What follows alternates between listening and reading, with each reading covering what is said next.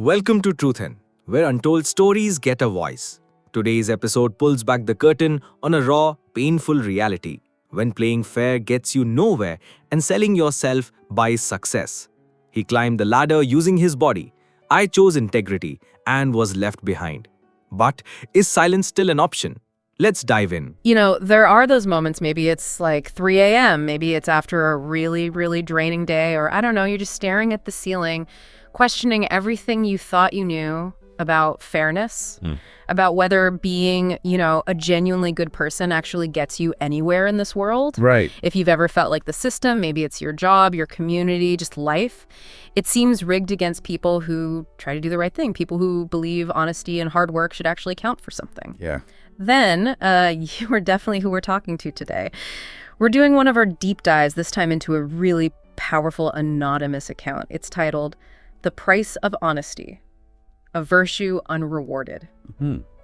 And specifically, we're digging into this one narrative inside it called, "He gained progress by using his body. I was honest and gained nothing." Wow. That's direct. It really is. And look, this isn't just some abstract essay. It's someone's very raw personal story of professional disillusionment. It raises questions I think a lot of us wrestle with, maybe quietly. So our mission today is to really unpack this perceived clash between, integrity and what we often see as conventional success, and maybe ask ourselves, what does it actually mean to win? And what's so compelling here, I think, beyond just the specifics of the story, is how incredibly universal this person's experience feels. Yeah. It really taps into that fundamental tension, doesn't it?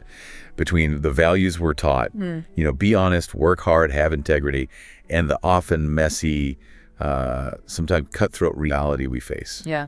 Especially in our careers. Definitely. So we're going to follow this speaker's journey, starting with their foundational beliefs, then going through these really jarring experiences, the intense internal struggle that follows, and finally landing on their kind of profound, maybe bittersweet new definition of success. Yeah. It's a powerful look at how our personal values get tested. Okay, so let's unpack this. Our anonymous speaker, they start by painting this really vivid picture of their upbringing. Kind of sets the stage in it. The background. Yeah. Grew up in a small town, a place where a handshake meant something. Your word was genuinely your bond. Their dad was a mechanic, worked tirelessly, the piece says, over 4 decades, never took a sick day, never cheated a customer, ever. Wow. That's commitment. And their mom, a 3rd-grade teacher, often stayed late, used her own money for supplies.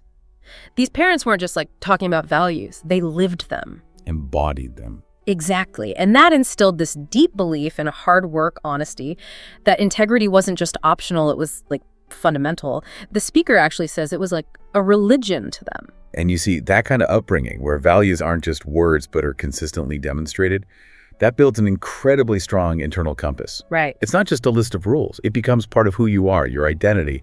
And from a psychological viewpoint, what's interesting is this early, consistent reinforcement builds this really strong sense of, let's call it self-efficacy around being ethical. You genuinely believe your integrity is your strength, your differentiator. Your superpower almost. Yeah, exactly. It's a powerful, admirable foundation. But, and this is key, it also creates a kind of unique vulnerability, doesn't it? When that deeply held belief system slams up against a reality that doesn't seem to play by those rules. And did it get challenged? The speaker gives these really concrete personal examples that hit home. Yeah. They were the kid who'd remind the teacher about homework they forgot to assign. Oh, wow. Yeah. The teenager who found a lost wallet stuffed with cash and returned it, every penny intact. In college, studied like crazy, watched others cheat, but believed doing it the right way mattered. Believed it would pay off somehow. Totally. So 12 years ago, they enter the workforce, just sure this integrity would set them apart. Showed up early, stayed late, volunteered for extra projects, focused on quality work. Doing all the right things. All the right things. And that first performance review, it seemed like, yes, this works. The manager praised their strong moral character, called them someone they could always count on. Everything looked like it was falling into place. But, and here's where we start seeing those first maybe hairline cracks in that principled foundation, that strong moral character being someone you can count on. Immensely valuable personally, right? Yeah. But does it show up as a quantifiable metric on a quarterly report? Not usually, no. Does it automatically translate to, say, stock options or that corner office? Often no. And crucially, as our speaker was about to find out the hard way, it's not always the main currency for getting ahead in certain environments. Right. This is that first kind of stark wake-up call. That virtue, while noble, might not be the transactional tool in the professional world they'd always assumed it was. There's often this sort of hidden curriculum in organizations, unwritten rules dictating who really succeeds. And that hidden curriculum gets really interesting, maybe disturbing is a better word, because soon after our speaker joined, this other person arrived, Marcus. Okay, Marcus enters the picture. Yeah. Same department, same entry-level job, but Marcus was just different. Speaker describes him as tall, super charismatic, you know the type. Walks in, owns the room instantly. Got that presence. Totally. Had this way of making everyone feel like they were the most important person. And initially, the speaker actually liked him, kind of admired that ease. And it's important here, like, charisma itself isn't bad, right? It's a social skill, a powerful one. Sure. But what our speaker apparently started noticing was the way Marcus used that charisma. Oh. And that's where the story shifts. It's not just about personality anymore. It feels more calculated. Exactly. Because then came the unsettling stuff. Small things at first. Like how Marcus would stand just a little too close to their supervisor, Janet, in meetings.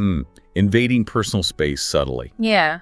Or how he'd laugh, maybe a bit too loud, a bit too long, at her jokes. Even the ones that bombed. Oh, okay. Trying too hard. Right. And he'd find these, like, flimsy excuses to drop by her office, ask questions he definitely already knew the answers to, just, to linger. Manufacturing FaceTime. Yeah. Our speaker admits they initially wondered, am I just paranoid, jealous? Because Marcus was so smooth and they were so focused on just getting the work done. Comparing themselves. Totally. But then came the client dinner. Big account, huge potential contract. Janet picks Marcus to go. Not our speaker, even though they'd been grinding on that account for months, knew it inside out. Ouch. And Janet's reason, Marcus had the right energy. The right energy. Vague. Right. And then Marcus comes back and basically confesses, or maybe brags is the word. Oh. Yeah, he talks about how he really connected with the client, how she gave him her personal card, proudly explaining he used his charm, his looks, his availability, his words to lock down the contract and the bonus. Wow. It wasn't about the work, the details, the proposal. It was about something else. And this right here, this is a massive collision moment, isn't it? Yeah. Our speaker's core belief that hard work, merit, knowing your stuff is what matters. Yeah. Just crashes head on with this completely different and frankly disturbing idea of what professional skill or that right energy might mean. Yeah. It's like the ground shifted. It's the horrible realization that there's a whole other game being played. A game where, as they put it, they weren't even on the field. Wow. It really highlights that difference between competence, what you can do, and performance, which is often about how you're perceived. In some cases like this, it seems, how effectively you manipulate those perceptions. Yeah. Suddenly, it's not about the research quality of the killer proposal anymore. It's about leveraging personal dynamics. Yeah. Reading people, figuring out what they want, even if it's outside the lines. It's a purely transactional view of relationships. And that's exactly where the disillusionment really started to fester. It just kept escalating. More moments that just chipped away the speaker's conviction. Like what came next? 8 months later, promotion time, team lead position. Both our speaker and Marcus are up for it. Okay, head to head. Yeah. Speaker prepares for months, like really prepared. Knew every policy, every client history, backwards and forwards. Had detailed proposals ready for making the team more efficient. Felt totally ready, totally qualified. A merit-based approach. Right. But Marcus, predictably, maybe, took a very different path. Let me guess. Not focus on policy manuals. Not exactly. There was a company retreat, weekend thing at a resort. Apparently, this was where the real decisions often got made, over drinks, by the pool, outside the official meetings. The informal power structures. Happens all the time. Influence isn't just hierarchy or performance reviews. It's connections, it's visibility, it's social capital. Precisely. So our speaker went to bed early, wanted to be sharp for the strategy sessions the next day. Focused on the job. Right. Marcus, meanwhile, apparently spent his time getting very, very close with the division head, Sarah. Whispered chats by the bar, a late-night swim mentioned. And guess what happens Monday morning? Marcus got the promotion. Marcus got the promotion. Speaker's totally shattered, obviously. Asks for feedback. What do they hear? Need to work on soft skills. Ooh. Relationship building. Need to be more adaptable in social situations. The coded language. It was just this cold splash of reality. Speaker cried that night, realized maybe everything they believed was just naive. But still, they tried to hold on to the idea this was like an anomaly, a one-off screw-up. And you see the psychology here too, right? It's potentially that halo effect. Marcus's charisma, his social ease, that positive impression might spill over, making Sarah perceive him as more competent overall, even in areas like leadership where the speaker was objectively stronger on paper. That makes sense. And it's also that glaring paradox. The visible versus the invisible work, the hard graft, the detailed prep that's often invisible. But the schmoozing, the networking, being seen with the boss, that's highly visible. And in subjective decisions like promotions, visibility can unfortunately trump substance. It's incredibly frustrating for people who believe merit should rule. And the frustration just kept building. Fast forward 2 years, another huge turning point. Marcus is now a senior team lead. Moving up. Yep. Speaker's still plugging away, doing solid work, but stuck. Now they're both competing for this massive new client account, a potential game changer for the company. High stakes. Speaker goes all in, weeks of research, crafting the perfect presentation, market analysis, anticipating every possible question, total dedication. Marcus's strategy, again, completely different. He spends those same weeks getting to know the client, personally. Uh-oh. Define personally. Well, the client's name was Catherine, mid-40s, recently divorced CEO. Marcus, apparently with zero shame, later bragged about researching her personal life, her interests. Okay, that's crossing a line into creepy. Right. Then he accidentally runs into her at her gym, and according to him, his words again, one thing led to another. Oh, come on. He apparently explained it with this chilling pragmatism, like, it's not just about the presentation, it's about understanding what the client really wants, and sometimes, he says, what they want has nothing to do with quarterly projections. Wow. Okay, that really pushes into deeply unethical territory, doesn't it? Yeah. And it raises that awful question again. What happens when a system seems to consistently reward actions that not only undermine stated values, but are just wrong? Yeah. And the speaker's dilemma here must have been agonizing. They knew they should have reported him, but who do you tell? Right. Who would even listen? And would anyone care? Marcus brought in the deal. A massive contract, big money for the company. Results. In the end, that seemed to be the only metric that mattered. And that's what leads to that despair, right? That spiraling thought the speaker had. Am I living in some alternate reality where right and wrong are just fiction? It's a profoundly destabilizing feeling. Right. It makes you question your whole worldview, your moral compass, when the environment seems completely amoral. Absolutely. And those external clashes with Marcus, they didn't just stay out there. They started this deep, really agonizing personal crisis inside the speaker. Mm-hmm. The internal battle. Yeah, they started having these awful, spiraling thoughts, like keeping them up at night. Am I an idiot for being honest? Am I just a sucker? Oof, that's rough. Constantly comparing themselves. Coworkers exaggerating wins, cutting corners, cheating on taxes, and they all seem to be doing better. Thriving even, living larger, happier maybe, seemingly unburdened by conscience. That's a classic painful example of cognitive dissonance, isn't it? Your internal belief system, honesty is right, dishonesty is wrong, is just clashing violently with the external reality you're seeing. Yeah. And the brain just struggles to make sense of it. For someone with such a strong ethical core, that creates immense psychological stress. It's almost like a moral injury. Moral injury. Yeah. You're seeing the world reward the very behaviors that are fundamentally opposed to your values. And it forces this agonizing reevaluation. Is something wrong with my values? Or is something wrong with the world? Or, terrifyingly, is something wrong with me for sticking to my values? The mind tries desperately to resolve that tension, often by tempting you to either change your beliefs or change your behavior. And neither feels good when those principles are core to who you are. And the pressure to change was real. The speaker talks about this really poignant dinner with their sister. Sister's a successful lawyer, hears all this frustration and just says, basically, why don't you just play the game? Play the game. Yeah. The game everyone else is playing, she says. You think you're being noble, sitting on the sidelines, but you're just making yourself irrelevant. If the system rewards this, then adapt, evolve, stop being so rigid. Wow. Tough love or... Yeah. Speaker goes home that night, stares in the mirror, and genuinely wonders, is my integrity just stubbornness? Is it a flaw, a self-imposed handicap? That's sister's advice. I mean, maybe it's pragmatic from one viewpoint, but wow, it really highlights that immense societal pressure, doesn't it? Conform. optimize for success, whatever the cost. Right. It's almost a subtle kind of gaslighting, making you doubt if your principles are the problem. And that internal battle, that's the core of an existential crisis. If my values aren't valued out there, then what are they worth? What's the point if they just made me a victim, make me lose?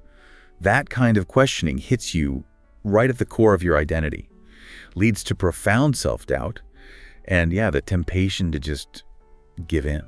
And that temptation became very, very real. They started seeing dishonesty everywhere, like noticing it. A friend gets an apartment by flirting heavily with the landlord. A colleague totally lies on their resume, gets the job. Neighbors cheating on unemployment. They're all getting away with it. Worse, they're all doing better than me, the speaker says. Happier, more successful. And this led to this really dark moment of temptation. Speaker actually admits drafting fake dating app profiles, practicing lies in their head for meetings, just to see how it felt. Testing the waters. Yeah. But the very idea terrified them. The fear wasn't just failing, it was the fear of becoming like them, losing themselves. You know, it's actually a testament to their deep-seated integrity, that even thinking about doing those things filled them with dread. Yeah, maybe. It speaks to that idea that, look, external rewards, money, status, they're powerful motivators, sure. But for some people, the internal cost of compromising their core values is just far greater. Right. For this speaker, it sounds like integrity wasn't just a choice they made, it was fundamental to who they were. To become like them wasn't just playing a different game. It was annihilating their sense of self, fracturing their identity. And that anxiety, that fear of losing yourself, can often be a stronger force than the pull of conventional success, even when it seems right there for the taking. It connects to that idea of self-concordance. You know, acting in line with your authentic values brings a deeper sense of well-being, even if the external rewards aren't there. And then the story hits this agonizing climax. The senior manager position opens up. This was it. The role the speaker had been working toward for their entire career. The big one. The big one. And on paper, no contest. Speaker had longer tenure, consistently stellar reviews, managed the biggest accounts, mentored junior staff. Objectively, they were the obvious choice. But Marcus was interested too. Of course he was. And the new division head was a woman named Rachel. Ambitious, relatively new. Marcus naturally zeroes in, figures her out quickly. Here we go again. Speaker watches this play out. Marcus lingering after meetings, volunteering for all of Rachel's special task forces, suddenly showing up at the company gym at the exact same time as her, offering to spot her weights. Well, the gym move. Subtle, not... Right, while our speaker is just doing their job, focusing on the work. And this searing rage starts building up inside the speaker. Fury not just at Marcus, but at themselves. At their own perceived weakness, their stubborn refusal to play this damn game. And the temptation this time was immense, almost overwhelming.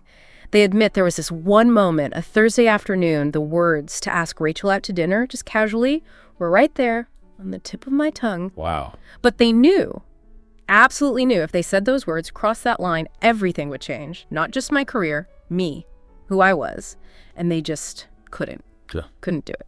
That is the absolute moral crucible, isn't it? This isn't just about getting a promotion anymore. It's about your soul. Yeah. The speaker's standing at this crossroads.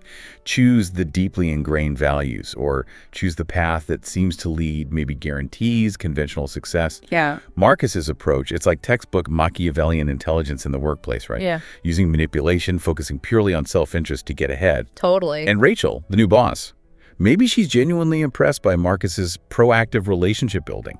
Maybe she sees it as leadership potential. She might be completely blind to the manipulation underneath. It speaks to those institutional blind spots, where surface-level engagement gets rewarded over actual substance. So in that moment, that huge internal conflict, standing right on that edge, they did the only thing that felt, I guess, authentic. They called their father. Back to the source. Yeah.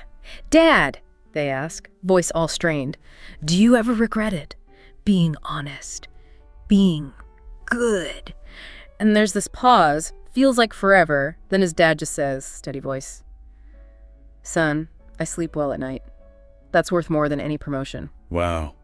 Simple but profound. Speaker wanted so badly to believe it right then, but couldn't. Sleeping well didn't pay the mortgage, didn't build the career. It felt like a nice saying, a platitude, not a real solution. Yeah. Hard to see the value in that moment of intense desire and frustration. Exactly. 3 weeks later, the inevitable. Marcus gets the promotion, Rachel's official justification, innovative thinking and strong relationship building skills. And this just hammers home that brutal question. What is the real cost of choosing integrity when the system seems stacked against it, or even actively punishes it? And the speaker's public confrontation with Marcus later, that was just a raw explosion, wasn't it? All that pent-up anger, frustration, disillusionment just pouring out. Yeah, they really let him have it. Accusing him of sleeping your way to the top, turning every relationship into some kind of transaction. And Marcus's response, cold, calm, dismissive, just telling him to take a walk. Ouch. That probably just cemented the whole horrible reality, didn't it? It was like the final painful validation that Marcus had won his game and the speaker had lost. So the speaker takes 3 days off, just away from it all, dealing with the probably immense emotional fallout, the pain of that whole situation. And it was during that time, that isolation, they finally processed it all, reached this painful, but maybe ultimately liberating conclusion. Which was? The game isn't about being good. It's about being willing to do whatever it takes to win. And I wasn't willing. I couldn't be willing, which meant I would always lose. Wow. That's bleak, but honest. It's the absolute core of their disillusionment, isn't it? The harsh truth they finally had to face. But it's also the start, maybe, of redefining what winning even means, realizing they were just playing a completely different game, different rules, different stakes, different finish line. So where does that leave them? Well, the account says 6 months later, still in the same job. Still there. Still working for Marcus, who is, by all accounts, absolutely thriving. Getting considered for the next level up. Rachel thinks he's brilliant. Company loves him. He delivers results. The system rewards him. Yeah. Speaker even admits if you take the ethics out of it, Marcus is incredibly effective at playing that game. But then, after all that pain, all that disillusionment, the speaker shares this truly surprising, really hard-won piece of truth. Yeah. I still sleep well at night. And that simple statement, I still sleep well at night. Yeah. That feels like the real culmination of the whole journey, doesn't it? It really does. It's the intrinsic reward, the thing that transcends all the external stuff, the missed promotions, the unfairness. It's the peace that comes from knowing your actions align with your deepest values, even when the world tells you those values are naive or going to cost you. Yeah. It represents that fundamental shift, moving from defining success purely externally, promotions, money, status, to defining it internally, personal peace, integrity, self-respect. Exactly. And they acknowledge it. They say, yeah, maybe it sounds naive, like something a loser tells himself to feel better. Anticipating the cynicism. Right. But they insist it's real, a true, profound, personal peace. And they frame it as these two games. There's Marcus's game. The only rule is win. Everything, everyone is just a tool, a means to an end, endless transactions, all about external validation, getting ahead. The zero-sum game. Versus their game, where how you win matters just as much as if you win, where the process, the principles you stick to are maybe even more important than the final score. And this is where it scales up, right? The societal impact. Our speaker gets it. They know they're probably never going to be conventionally rich or famous playing their game, but they say, and this is powerful, it lets me live with myself. Yeah. That perspective is so crucial because think about it.